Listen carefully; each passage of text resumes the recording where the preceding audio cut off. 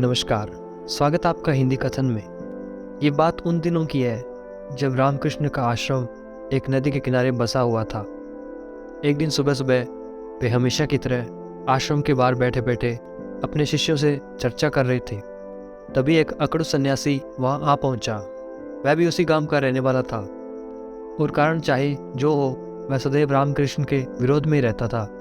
यह सब तो ठीक, परंतु महत्वपूर्ण बात यह थी कि वह पिछले वर्षों से पानी पर चलने की क्रिया सीखने लगा हुआ था और आज उसने उसमें सफलता भी पा ली थी। बस इसी खुशी में वह रामकृष्ण को नीचा दिखाने के लिए आ पहुंचा और कहने की जरूरत नहीं थी कि वह आगे क्या करना चाहता था। बस उसने आते ही बड़ी अकड़ भरी आवाज़ में रामकृष्ण को संबोधित करते हुए पूछा, आप इतने बड़े ज्ञानी बनते हैं, पानी पर चलना जानते भी हैं?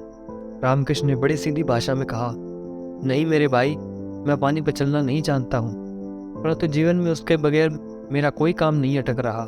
हाँ, ज़मीन पर चलना मैं अच्छे से जानता हूँ और वह मुझे काम भी आता है। इस पर सन्यासी थोड़ा और तनते हुए बोला, अपनी कमज़ोरियों को अच्छे शब्दों में छिपाने की कोशिश मत करो। मेरी बात सुनो, मैं पानी पर चलने की कला जानता हूँ। इस पर उपस्थित वहाँ सारे शिष्य बुरी तरह चौंक गए, लेकिन रामकृष्ण बड़ी अजीब निगाहों से उसे देखने लगे।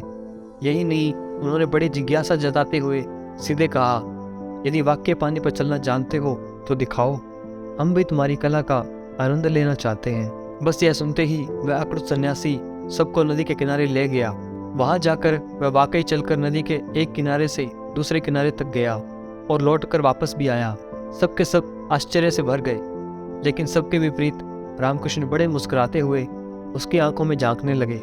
सन्यासी को बात समझ में नहीं आई, ना तारीफ न कुछ, खड़े खड़े मुस्कुरा रहे हैं। उसने बेचैनी पूर्वक रामकृष्ण के इस हास्य का मतलब समझने की कोशिश की, परंतु रामकृष्ण ने उसे कोई उत्तर नहीं दिया। लेकिन हाँ, तत्काल उन्होंने किनारे पर जाते हुए नाविक से पूछा, भाई मुझे सामने वाले किनारे तक घुमा के ले आओगे? अब नाविक का तो यह व्यवसाय ही था।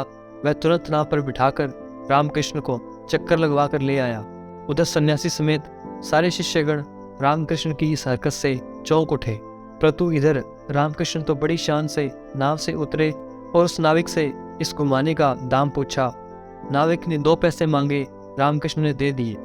फिर पलटकर उस सन्यासी के कंधे पर हाथ रखते हुए बोले, मित्र, यह बताओ कि यह कला सीखने में तुम्हें कितने वर्ष लगे? वह बोला, 20 वर्ष।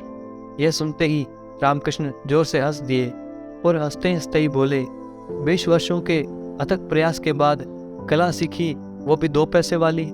इस पर वह सन्यासी बहुत लज्जित हुआ और उसका घमंड चूर चूर हो गया। दोस्तों, मनुष्य जीवन का पूरा खेल समय व ऊर्जा का है।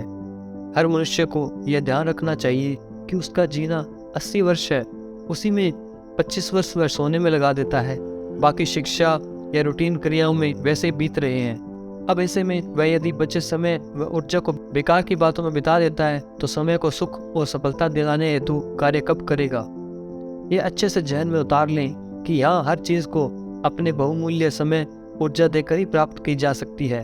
सो कोई भी चीज़ पाने का प्रयास करने से पूर्व उस हेतु खर्च हो रहे समय व ऊर्जा को ठीक ठीक कैलकुलेशन लगा लें। सौदा फायदे का जान पड़ता है तभी उसमें कूदें। यह सुख और सफलता पाने का अद्भुत रूल है।